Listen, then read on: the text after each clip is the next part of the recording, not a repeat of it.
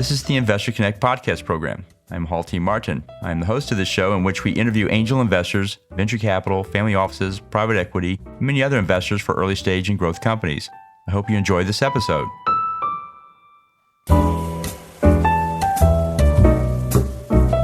Hello, this is Hall Martin with Investor Connect. Today we're here with Maggie Sprenger of Green Cow Venture Capital. Maggie, thank you for joining us. I'm delighted to be here. Thanks so much for having me.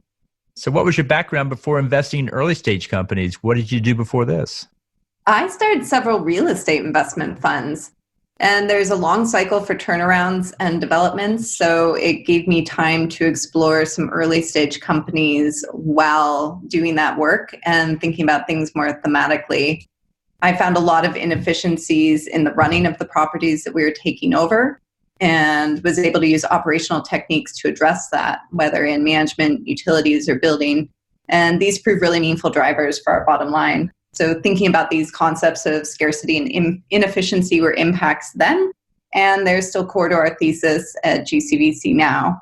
And somewhere in there, I got an MBA from Wharton, where I studied finance and management. Oh, great. So what excites you right now? A lot. I work in a really great field. One of the things that really interests me these days is that entrepreneurs and users of technology are now taking the torch, sometimes forcibly, from governments and public institutions and leveraging technology to address bigger problems in global markets and spaces. There are so many issues that are multipolar and borderless, and I'm really excited to see ways in which tech can be used to address things like climate change, water, food, and waste management, refugees and global migrations, and even terrorism. And more specifically to GCVC, I mentor NYU Stern's Endless Frontier Labs in the Deep Tech cohort. And we're seeing some really revolutionary commercial applications of technologies developed in top labs and PhD programs from around the world. And I love the founders and the mentors I get to work with there. That's great. So what's your advice for people investing in startups? What do you tell that investor to do before he writes that first check? I'm a big fan of process and being very disciplined around methodology and research, both of which should be constantly revisited and refined. And to that end, I think don't be a hobbyist. Proper diligence and the networking required to drive deal flow, supporting your portfolio, researching markets, it's really time consuming. And the people who are best at it love it and obsess over it and don't treat it casually. And I think being intensely curious also really helps. Well, great. And on the other side of that table, what's your advice for people running startups? What should they do before they launch it?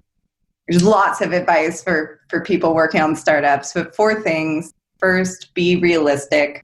It's a really hard game. Being a founder is really, really tough. And having realistic expectations before you even get started is critical. It's a really long journey, and it's not necessarily one that everyone should take, but I think one of the big keys is to feel okay being intensely uncomfortable. Second, I think trying to solve a pain point around which you have intimate knowledge is critical. It helps to be living the life of your own customer. You have to surround yourself with great advisors and mentors. They should be helpful when things are going well, but they're going to be critical when things are hard. And last, and this is self-serving, is to find a VC firm that you like and which has values and goals that resonate with your own, because that's a long relationship that stretches over years and potentially more than a decade. And so do your research, not just around founding partners and teams, but also around your capital partners. Well, that's good advice. So let's talk about the state of investing in startups.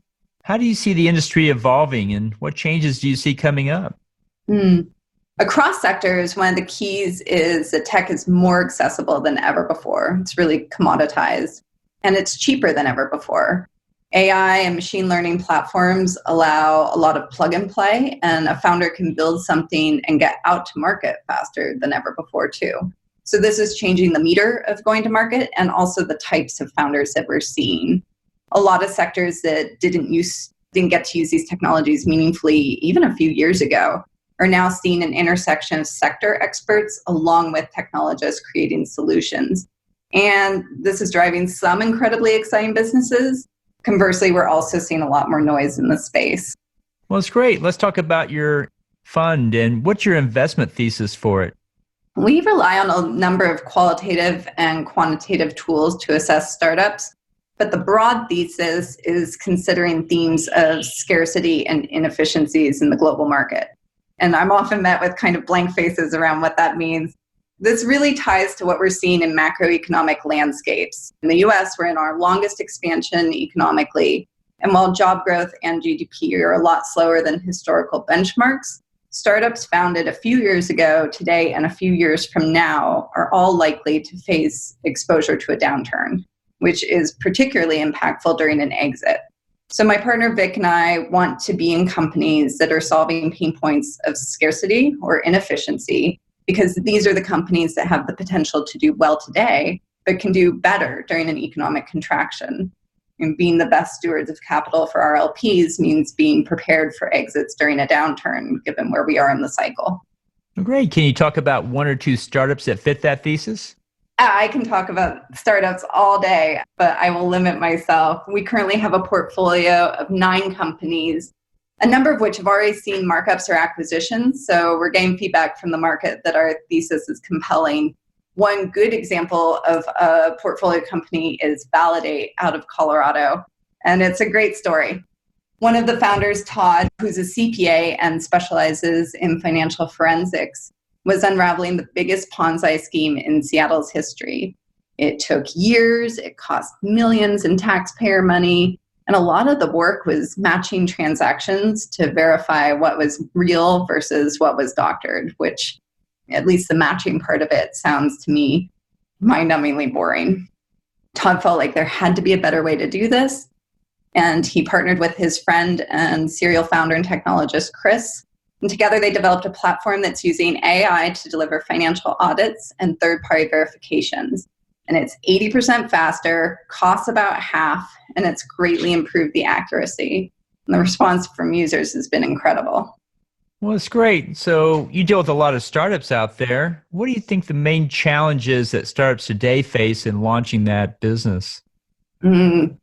I don't know that I have anything new to add here. I think startups struggle with money and managing burn rate relative to growth, competition in the space. Technical founders are managing new spaces like marketing, or industry experts are learning more about tech. I think one of the big things that people should be paying attention to right now is the landscape around privacy and cybersecurity and risk. So what sectors and applications out there do you think are good opportunities for investors to pursue? You see quite a few. If you had to pick one or two that are top of list, what do you think are the hot ones? That's the billion-dollar question. I think our portfolio companies have it, but I can't give that away to you. I think rather than looking at a sector as an opportunity, investors would be well served to look at geopolitical exposures and macroeconomic conditions and then pursue a space that makes sense to them. Very good. So in the last few minutes that we have here, what else should we cover that we haven't? I think we covered it all. Well, great. So how best for listeners to get back in touch with you? You can look us up at greencow.vc, or feel free to write me at Maggie, Maggie, at greencow.vc. Great. We'll put those in the show notes. I want to thank you for joining today and hope to have you back for a follow-up soon. That would be great. Thanks so much. Investor Connect helps investors interested in startup funding. In this podcast series, experienced investors share their experience and advice. You can learn more at investorconnect.org.